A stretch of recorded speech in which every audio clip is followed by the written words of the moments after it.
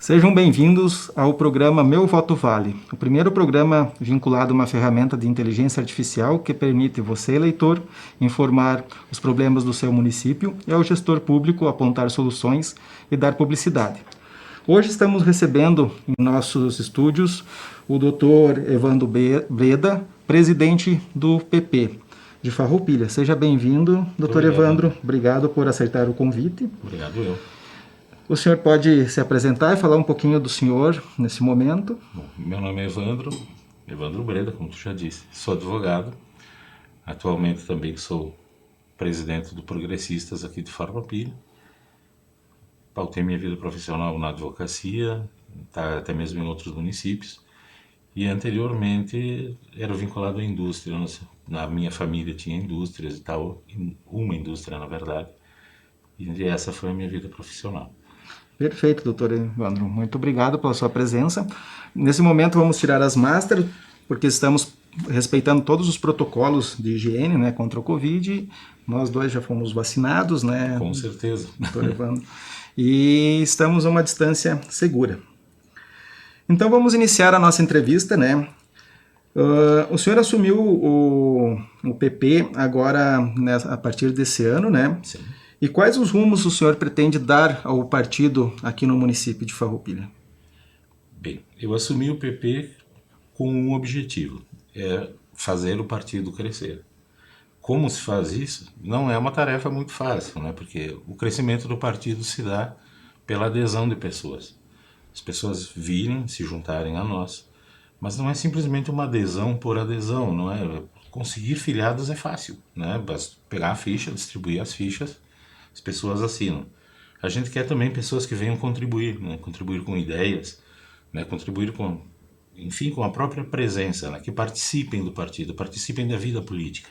Isso é muito importante porque a vida política anda um pouco esquecida, né? A vida política partidária, as pessoas têm um pouco de receio de participarem da política. Então é isso que nós estamos tendo como objetivo, é fazer o partido crescer, trazendo pessoas principalmente que venham a acrescentar. Perfeito. E essa renovação que foi prometida pelo prefeito Fabiano quanto à renovação do partido, dos seus membros, vocês como vocês pretendem conduzir isso aqui? A renovação ela não se dá simplesmente com a troca de pessoas. Nós tivemos agora no executivo uma troca bastante grande, digamos assim, com pessoas mais jovens que também não têm um passado político. São pessoas que estão chegando na política agora e foram alçadas até para a executiva do partido até nesse sentido, né? Para que eles peguem experiência, para que eles tomem gosto pela política, né? Pela boa política. Então é mais nesse sentido, a renovação que a gente fala, que a gente prega e que o Fabiano tanto falou durante a campanha, que nós continuamos com a mesma ideia, não é simplesmente uma renovação de trazer pessoas jovens, não importa a idade da pessoa, mas a renovação sim que venha trazer para a gente um sangue novo, né? Ânimo novo, novas ideias, novos ideais, pessoas que tenham alguma coisa a oferecer à comunidade também. Perfeito. Vocês querem, né, trazer não só pessoas jovens, mas sim pessoas que possam contribuir de forma efetiva para... Exato. Não podemos esquecer que o partido tem um passado, né? Existem pessoas que estão no partido há muito tempo. Essas pessoas não podem ser esquecidas. Eles têm a experiência, eles têm o histórico do partido com eles, né? Então, o bom, penso eu que vai ser o ideal, é a mescla da juventude com a experiência. Perfeito. Mudando um pouquinho agora do âmbito municipal para o âmbito nacional, como é que você vê esse cenário de polarização que estamos vivendo hoje? Bom, André, polarização na política sempre houve, né? A gente sempre ouviu aquelas expressões bem próprias, né? Situação, oposição, esquerda, direita, centro.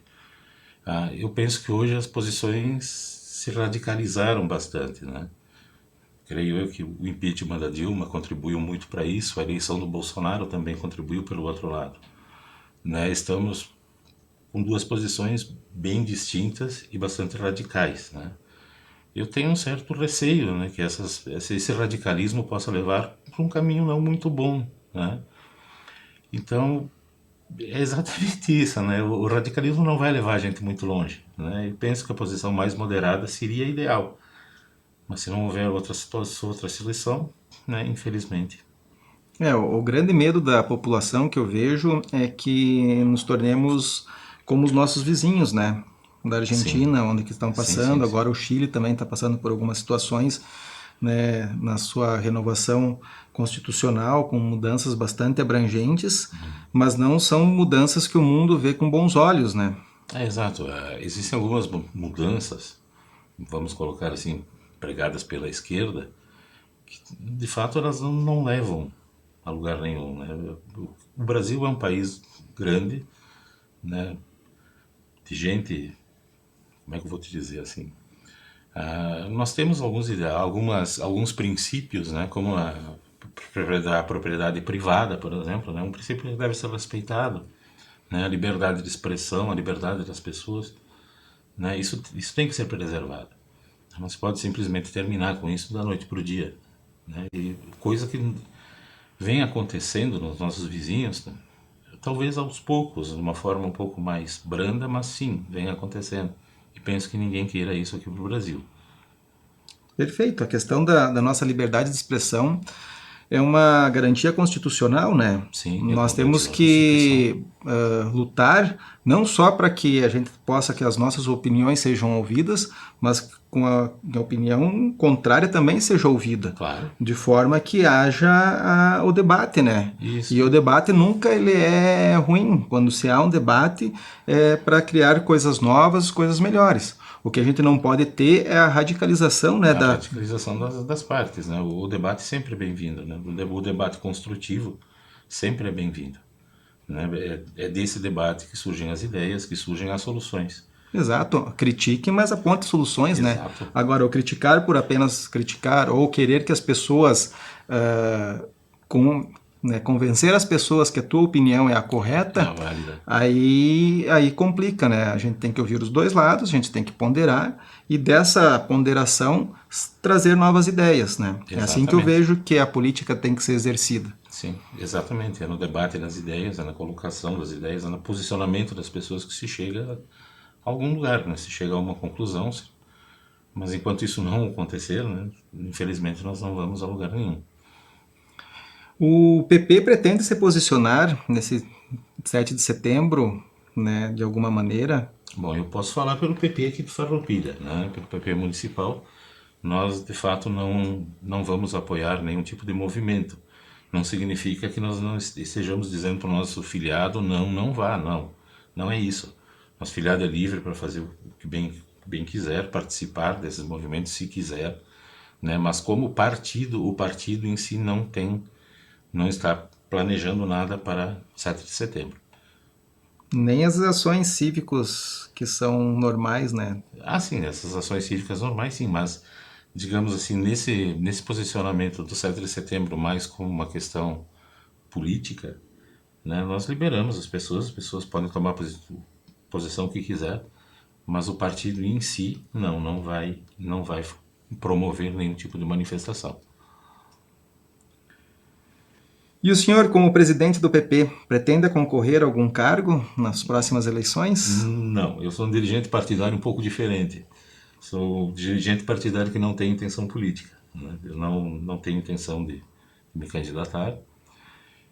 Eu, digamos assim, numa eleição eu faço o que eu sei fazer, o que eu gosto de fazer, que é apoiar as pessoas, apoiar os candidatos, dar aquele suporte para que eles possam, né, ir para a rua, fazer a campanha deles, né, e com isso tentarem se eleger. Essa é a minha posição. Não tenho nenhuma intenção de ser candidato. Perfeito.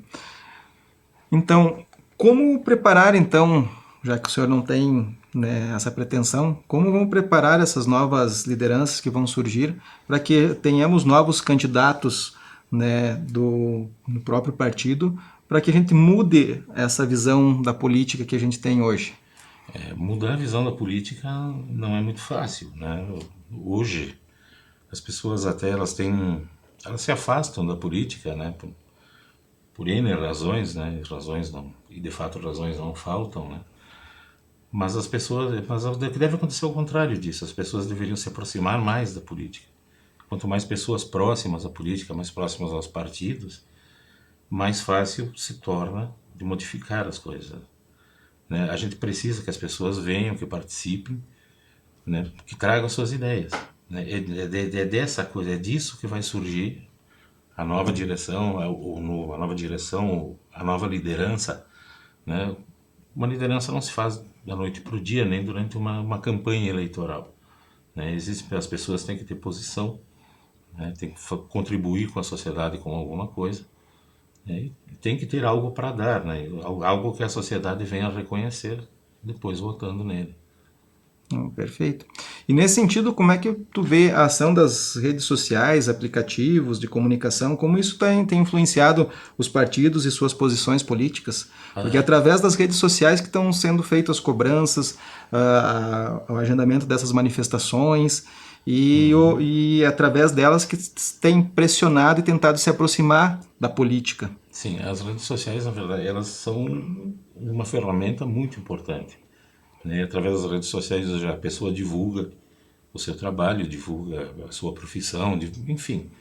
E pelas redes sociais também a gente recebe muita informação, informação de forma rápida, né? Praticamente em tempo real. As redes sociais na última eleição tiveram um papel muito forte, né? Muito pesado, digamos assim, né? Em que sentido? É a forma mais rápida de chegar no eleitor, né? Então isso de fato influencia muito numa eleição, né? Só que existe também o problema contrário que as redes sociais, a internet trouxe, que são as fake news, né? Isso incomoda muito, isso traz muito problema, né? E infelizmente, pelo período curto que existe uma eleição, às vezes ocorre e não dá tempo de desfazer, não dá tempo de desdizer, né? Ou provar o contrário, como tu preferir, né? Esse é o problema que trouxe a rede social, a internet. Sim, hoje a gente pode, né, repetir no Facebook, no Instagram, uma mentira e ela se tornar viral e isso chegar a milhões de Exato, pessoas exatamente. e as pessoas acreditarem que aquilo Que aquilo, seja verdade. Mas a gente tem que sempre ponderar a informação, o que a gente está fazendo. Mas existem leis hoje que foram aprovadas, né, para sim, regular isso. para regulamentar isso, sim. Existem leis, porque penso, porque isso também, apesar da gente viver aqui, a gente pensar assim, isso já acontece, isso já ocorre, isso de fato é novo, né? É novidade ainda, né? Não existe ainda um equilíbrio entre lei, entre o que ocorre, né? Não existe ainda uma forma punitiva, digamos assim, né? Suficientemente regulamentada para evitar esse tipo de coisa, né? Isso é praticamente inevitável. A internet é um campo bem amplo, né? Bem grande. E às vezes ela pode funcionar, ela pode agir de forma contrária, né? Ela pode ser usada para o mal e não para o bem, né? Mas isso Esse também a gente tem que pensar na questão do bom senso das pessoas, bom né? senso, exatamente. O bom senso deveria prevalecer em todas as decisões, né? Infelizmente hoje não é bem assim, mas que deveria ser, deveria.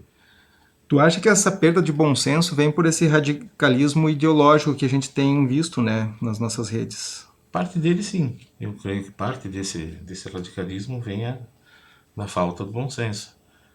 Muitas decisões não são mais pautadas por ele, né? Não são mais pautadas pela racionalidade, digamos assim, mas somente pela aquela visão profunda de alguma coisa, né? Mais radical.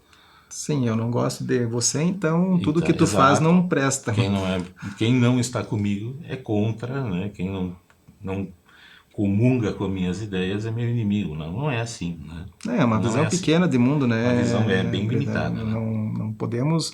A gente tem que ouvir as opiniões das pessoas e aí sim ponderar sobre o que é correto e o que Exato, não é correto. exato. Eu penso que essa polarização que, né, ocorreu na última eleição ali para presidente trouxe muitos prejuízos, né, para toda a nossa sociedade. Isso acabou incutindo uma questão de diferenças políticas que a gente não tinha, apesar de ter sido benéfico no sentido de que muitas pessoas que não eram politizadas e não discutiam de políticas passaram a se Passaram a se posicionar, posicionar, sim. mas ao mesmo tempo houve um acirramento dos ânimos que eu acho que é ruim, né? Sim, de fato, como eu te disse antes, né?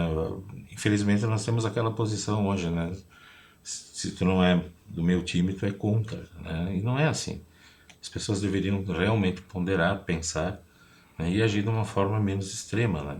Também não estou dizendo que está todo mundo na rua, né, se batendo, não. Mas a gente vê pelas redes sociais que não melhora. Essas posições se tornam cada dia mais radicais, né? De ambos os lados, né? E deveriam, de fato, as pessoas pautarem um pouco mais pelo bom senso. E quanto às eleições estaduais agora para deputados, a gente tem algum candidato aqui que o PP vai apoiar de Farroupilha, da região? O PP de Farroupilha provavelmente não venha a lançar candidato próprio aqui do município. Então nós temos candidatos aqui na região, né, a qual nós iremos apoiar. Nós temos uma pré-candidatura ao governo do estado, do senador Luiz Carlos Reis, certamente vai ser apoiado, né, mas candidato próprio aqui de Farroupilha, não. Nós provavelmente não teremos. E como é que tu vê essa disputa no estado ali entre o nosso governador, né, que está em exercício, e os demais candidatos? Tu acha que ele tem chance de se reeleger? Eu penso que sim, sempre quem está no poder tem uma chance a mais do que quem está fora, né? Então eu penso que ele, ao menos para o segundo turno, ele deva ir, né? Deve chegar no segundo turno. Mas se ele vai ganhar no segundo turno, eu já não tenho certeza. Mais pela tradição do povo gaúcho, que a gente não reelege Não reelege, governadores. exato, né? Não é reelege governador. Eu acho que ele fez o mandato dele e o próximo. O próximo teremos outro. Mas eu penso que no segundo turno ele chegue sim, né? Mas enfim. Mas mesmo com os posicionamentos, né, antagônicos dele, que Digamos assim que ele tem algumas posições que são um pouco diferentes, mas ele se elegeu uma vez, se elegeu bem, né, na última eleição, não foi? Né, nós tínhamos o candidato do Sartori, que era aqui da região, né, que acabou ficando, mas eu penso que ele deva chegar, sim, né? Ele é governador, ele tem a máquina nas mãos dele, não significa que ele vai usar, não é isso que eu estou dizendo, né? Mas sempre quem está lá tem uma chancezinha a mais, né? Então penso que deva acontecer pelo menos no segundo turno. perfeito. Isso, vamos ver como é que ficam essas previsões, né? Mas obrigado, Breda, pela tua presença. Deixo agora esses minutos finais para tu se pronunciar, deixar o recado para os nossos telespectadores. Então tá, agradeço pela oportunidade, André, agradeço muito a oportunidade de estar aqui. Nós teremos eleições no ano que vem, né? Baseado no que nós acabamos de dizer, peço às pessoas que reflitam, que tenham ponderação e que façam o papel delas da melhor forma, né? Muito obrigado de novo, André. Obrigado aos telespectadores, né, por mais essa presença em nosso programa. E acessem o www.meuvotovale.com.br e informem suas demandas.